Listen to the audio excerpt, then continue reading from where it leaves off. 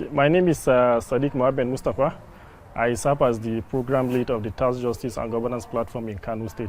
Currently, if you see with the passage of the new tax reform in Nigeria by the current administration, there have been a lot of reforms and there are a lot of introduction of new concepts into the tax code that we feel citizens, particularly women and persons with disability and informal traders, can take advantage of the tax code. And that can happen only if citizens and all stakeholders are familiar with the provision of that tax law, so that they can use it as an avenue to also further sensitize the citizens. Earlier, before we were in Plateau, where we inaugurate the chapter of the Tax Justice and Governance Platform in Plateau State, and the purpose of that is to set up a coalition of stakeholders that will be talking about matters that speak to tax administration and even generally on public finances.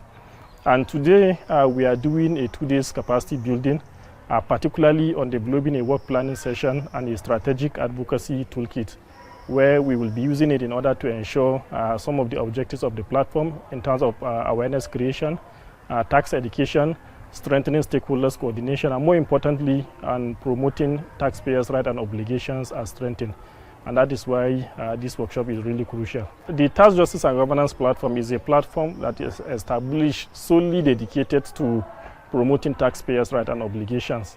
On one hand, we are trying to see how we can promote the right of a taxpayer in terms of preventing issues such as double taxation, extortion, and other things.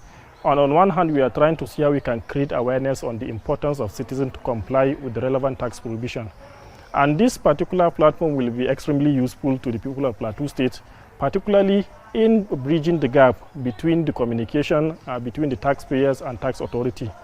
One of the main problems that we have with challenges is because there is little to no interaction between the taxpayer and the tax authority.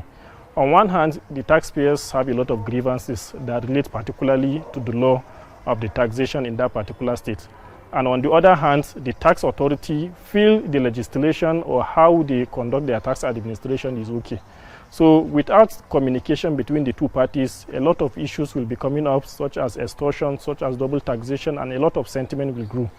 We are hoping through that platform we will create like a bridge where we can link the taxpayers and tax authority to sit down at a table, dialogue, and come to an understanding on what are the priority issues that relate to taxation in Plateau State, and how best can we be able to address this to ensure we have a friendly tax ecosystem in Plateau State.